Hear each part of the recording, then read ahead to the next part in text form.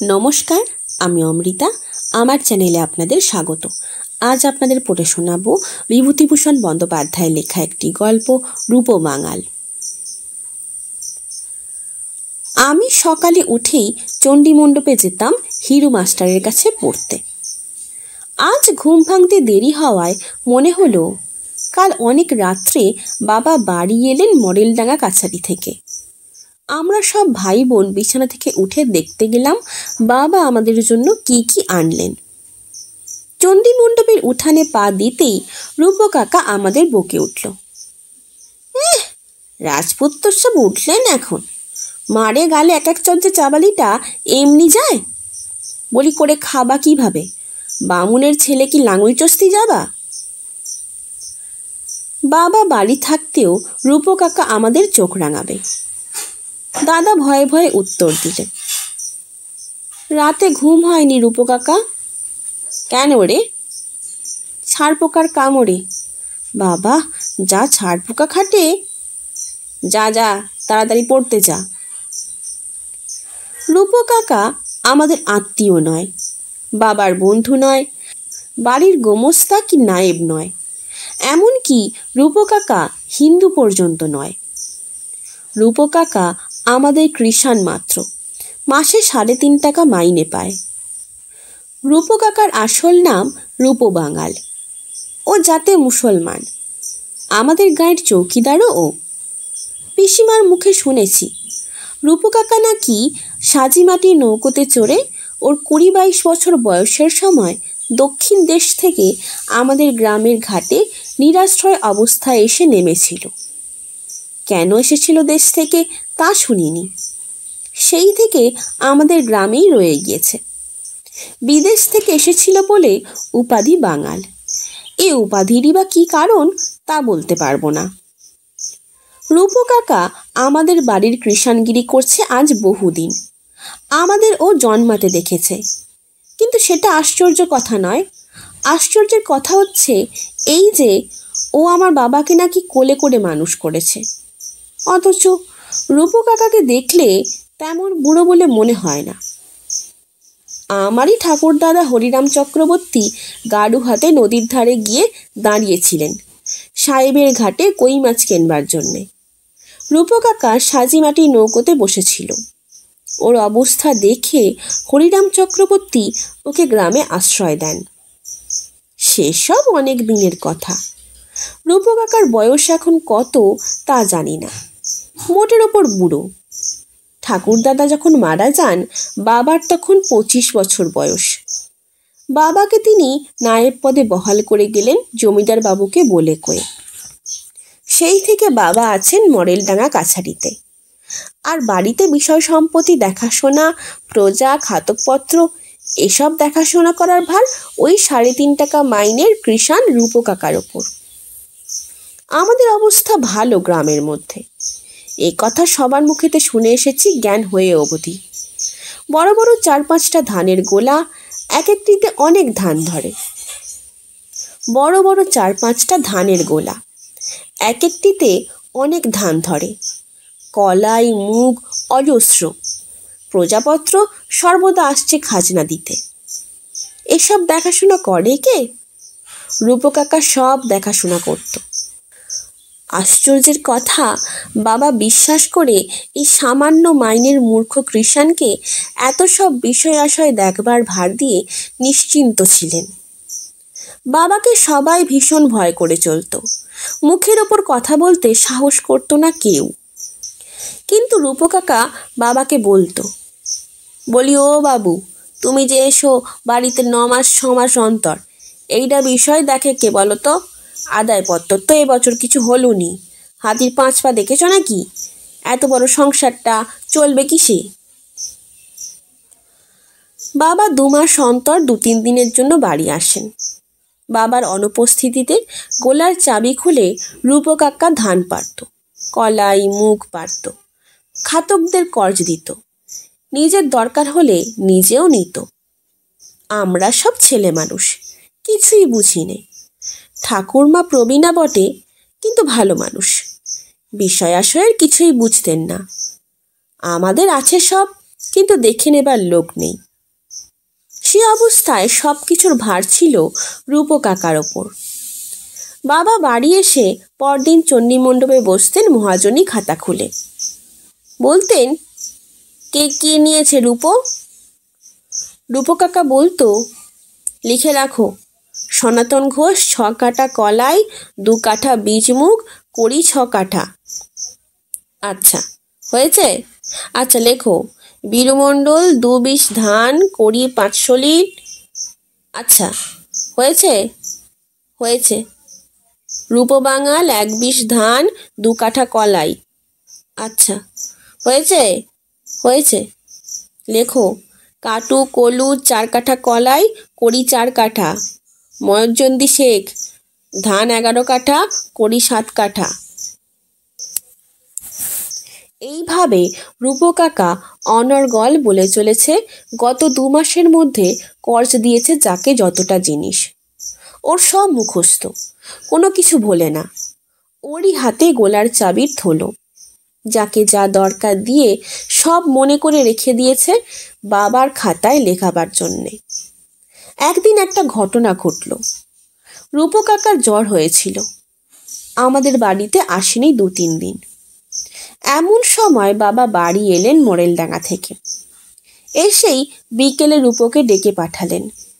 রূপো জ্বরে কাঁপতে কাঁপতে বললে, বলো গে যাও, আমি জ্বরে উঠতে পারছি নে, এখন যেতে পারবো না। জ্বরে মরছি, তা সতীনা তার আসতে পারলে না পায়ে পায়ে, তার একটু এলে কি মান যেত? বাবা বাবু মানুষ, নতুন বাবু। রূপো বাঁধানো ছড়ি হাতে নিয়ে বেড়ান, কোঁচা হাতে নিয়ে। ঘড়ির চেন ঝোলে বুকে, হাতে থাকে ঝকমকে আংটি। প্রজাপত্রের কাছে খুব খাতির। বাবাকে যখন লোকে ফিরে এসে এই কথা বললে, তখন বাবা একেবারে তেলে বেগুনে উঠলেন জ্বলে। কিন্তু তখন কিছু না বলে গুম হয়ে রইলেন। এর দিন 5-6 পরে রূপো কাকা সেরে উঠে আমাদের বাড়ি এলো। বাবা তখন চণ্ডীমণ্ডপে বসে হিসেবের খাতাপত্র দেখছিলেন। ওকে দেখেই কড়া সুরে বলে উঠলেন, রূপো। কি? তুমি মনে মনে কি ভেবেছো জিজ্ঞেস করি? তোমার এত বড় আস্পর্ধা, তুমি বলো আমি পায়ে পায়ে তোমার বাড়ি যাব? তুমি জানো কার সামনে তুমি দাঁড়িয়ে আছো? তোমার মুন্ডুটা যদি কেটে ফেলি তাহলে খোঁজ না হয় তুমি জানো? এত বড় লোক তুমি হলে কবে? রূপো কাকাও সমানে গলা চড়িয়ে দিলে, তা তুমি মাথা কাটবে না? এখন কাটবে না? এখন কাটবে বই কি। হ্যাঁ রে শীতেনাথ, তোকে যে কোলে করে মানুষ করেছিলাম একদিন, মনে পড়ে? এখন তুমি বড় হয়েছো, বাবু হয়েছো, শীতে বাবু, এখন তুমি আমার মুন্ডু কাটবা না? বড্ড গুণবন্ত হয়েছিস তুই। হ্যাঁ শীতেনাথ। তুমি ছেড়ে রূপো কাকা সামান্য 3.5 টাকা মাইনের কর্মচারী হয়ে মনিবকে তুই বলে সম্বোধন আরম্ভ করলে সকলের সামনে। বাবা বললেন, যা যা, বকিস নে। না বকবো না, তুই বড্ড তালেবর হয়েছিস আজকাল, বড্ড বাবু হয়েছিস। তুই আমার মুন্ডু নিবি না তো কে নেবে? বলেই রূপো কাকা হাউ হাউ করে কেঁদে ফেললে। আমার ঠাকুরমা ছিলেন বাড়ির মধ্যে। রূপোর কান্না শুনে তিনি বাইরে ছুটে এসে বাবাকে যথেষ্ট বকলেন। বাবা বললেন, তা বলে আমায় ওরকম বলে কেন? ঠাকুরমা বললেন, তুই কাকে কি বলছিস শীতে? তোর একটা কাণ্ডজ্ঞান নেই? তুই কি খেপলি? বাবা কলম ছেড়ে বাড়ির মধ্যে উঠে এলেন। তারপর রূপো কাকার হাত ধরে বললেন, রূপদা, তুই কিছু মনে করিস নে, আমার বলা ভুল হয়ে গিয়েছে, বড্ড ভুল হয়েছে। রূপো কাকার রাগ কমে না।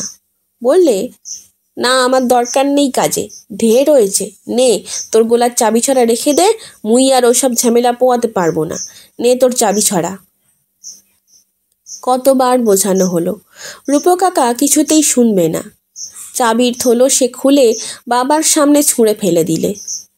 শেষে বাবা বললেন, বেশ, তাহলে আমিই বাড়ি ছেড়ে যাই, রইল গোলাপালা প্রজাপত্তর, আমি কাল সকালের গাড়িতেই বেরোচ্ছি। রূপো কাকা ঝাঁঝের সঙ্গেই বললে, তুই চলে যাবি তো তোর কাচ্চা বাচ্চা মানুষ করবে কেডা? কেন তুমি? মোর দায় পড়েছে, তোরে কোলে পিঠে করে মানুষ করলাম বলে কি তোর ছেলে পিলেও কোলে পিঠে করে মানুষ করব? আমি কি আর জোয়ান আছি? এখন বুড়ো হয়েছি না? ওসব ঝামেলা আমার দ্বারা হবে না। আর হবে না। না, আমি আর থাকবো না, কালই চলে যাব। কোথায় যাবি? মডেলডাঙ্গা চলে যাব। ঠিক বলছি, যাব। আমার বড্ড কষ্ট হয়েছে রূপদা। তুমি আমায় এমন করে বললে শেষকালে। আমি গৃহত্যাগী হব বলেই বাবা কেঁদে ফেললেন। রূপকাকা অমনি উঠে এসে বাবার হাত ধরে বললে, কাঁদিস নে শীতেনাথ, কাঁদিস নে। ছি, মুই আর তোরে কি বললাম? তুই তো কত কথা শুনিয়ে দিলি, কাঁদিস নে। শেষে দুইজনেরই কান্না। আমরা ছেলে মানুষ, অবাক হয়ে চেয়ে দেখতে লাগলাম দুই বড় লোকের কান্না। দাদা আমায় কনুইয়ের গুঁতো মেরে মুখে হাত চেপে হি হি করে হেসে উঠল। আমরা অবশ্যই দূরে গোলার নিমতলায় দাঁড়িয়েছিলাম। ব্যাপারটা শেষ পর্যন্ত অবশ্যই মিটমাট হয়ে গেল। বাবাও দেশত্যাগী হলেন না, রূপকাকাও চাকরি ছাড়লেন না। রূপকাকা রাত্রে চৌকিদারি করত। অনেক রাত্রে আমাদের বাড়ি এসে ঠাকুরমাকে জাগিয়ে দিয়ে বলতো, ওঠো বৌমা, জাগন থাকো, রাত খারাপ। চণ্ডী মণ্ডপে সন্ন্যাসী ঘোষ ও হিরু মাস্টার শুয়ে থাকতো। তাদের জাগিয়ে দিয়ে বলতো, একেবারে অত নাক ডাকিয়ে ঘুমোও কেন? ওঠো, মাঝে মাঝে তামুক খাও আর গোলাগুলোর চারিধারে বেরিয়ে এসো না। একটা অদ্ভুত দৃশ্য কতদিন হিরু মাস্টার দেখেছে, আমাদের গল্প করেছে সকালবেলা। সব গ্রাম ঘুরে এসে অনেক রাত্রে চৌকিদারি পোশাক পরে লাঠি হাতে রূপকাকা অন্ধকারে আমাদের চণ্ডী মণ্ডপের পৈঠার ওপর বসে থাকত। একদিন হিরু মাস্টার বাইরে এসে ওকে দেখতে পেয়ে জিজ্ঞেস করত, কে বসে? মুই রূপো। বসে কেন এত রাতে? তোমরা তো দিব্যি ঘুমোচ্ছ, তোমাদের আর কি? গোলার ধান যাবে, শীতেনাথের যাবে। চোরের যা উপদ্রব হয়েছে তার খবর কি জানবা? মোর ওপর ঝক্কি কত। মোর তো তোমাদের মতো ঘুমুলি চলবে না। শীতেনাথের এই ঝামেলা আর কতদিন পোয়াবো? এবার এলি চাবি ছড়া তার হাতে দিয়ে মুই খোলসা হব। এ আর পারি না বুড়ো বয়সে রাত জাগতি। হিরু মাস্টার বলে, ঘুমোগে যাও। কিন্তু মুই যে তোমাদের মতো নিশ্চিন্দি হতে পারি নে, তার কি হবে? ধানগুলোর ঝক্কি যে মোর ঘাড়ে ফেলে সে বাবু দিব্যি চাঙা হয়ে বসে আছেন। এবার আসুক, কিছুতেই আর এ বোঝা রাখছি নে মুই। কিন্তু নিজের ইচ্ছেতে তার ছাড়তে হয়নি। বৃদ্ধ বয়সে 3 দিনের জ্বরে রূপকাকা আমাদের গোলার দায়িত্ব নামিয়ে চলে গেল। এও 7-8 বছর পরের কথা। আমরা তখন স্কুলে পড়ি। সব সদ্য 30-32 বছর ও ছিল আমাদের বাড়ি। বাবার সঙ্গে আমরাও দেখতে গেলাম রূপকাকাকে। রূপকাকার ছোট চালা ঘর, একদিকে ডোবা, একদিকে বাঁশঝাড়। ছেঁড়া মলিন কাঁথামুড়ি দিয়ে শীর্ণ সাদা দাড়ি রূপকাকা পুরনো মাদুরে শুয়ে। রূপকাকার ছেলের নাম বেজা। লোকে বলে বেজা বাঙাল। বেজা আমাদের দেখে বললে, আসুন বাবুরা, দেখুন দেখি বাবারে, জ্ঞান নেই, ভুল বকছে। বাবা ওর মুখের ওপর ঝুঁকে পড়ে বললেন, ও রূপদা, কেমন আছো? ও রূপদা। রূপকাকা চোখ মেলে বললে, কেডা? শীতেনাথ? কবে এলে? এই পরশু এসেছি। বেশ করেছ। এই শোনো, খাতার মুড়োয় লিখে রাখো, মুই চিঁড়ে খাবার বেনামুড়ি ধান নিয়েছি 4 কাঠা, আহাদ মণ্ডল কলাই 2 কাঠা, বাড়ি 2 কাঠা, বিষ্টু ধেরিসি 6 কাঠা ধান, বাড়ি 4 কাঠা। মোর ধান পৌষ মাসের এদিকে দিতে পারবো না, বলে দিচ্ছি, ভুলে যাব, লিখে রাখো। এই রূপকাকার দায়িত্বের শেষ। আর কোনো কথা বলেনি রূপকাকা। সেদিন সন্ধেবেলা রূপকাকা আমাদের গোলাপালার দায়িত্ব চিরদিনের মতো ঝেড়ে ফেলে দিয়ে চলে গেল। বিশ্বস্ত লোকেদের জন্য কি কোনো স্বর্গ আছে? যদি থাকে, আমাদের বাল্যের রূপকাকার আসন অক্ষয় হয়ে আছে সেখানে। আজ 30 বছর আগেকার কথা এসব। এইসব চোরাবাজারের দিনে, জুয়ো চুরির দিনে, মিথ্যে কথার দিনে বড্ড বেশি করে রূপকাকার কথা মনে পড়ে। শুনছিলেন বিভূতিভূষণ বন্দ্যোপাধ্যায়ের লেখা একটি গল্প, রূপবাঙাল। গল্প পাঠ কেমন লাগছে তা আমাকে কমেন্টের মাধ্যমে জানান। যদি ভালো লাগে তবে লাইক, শেয়ার এবং সাবস্ক্রাইব করে পাশে থাকবেন। ধন্যবাদ। নমস্কার।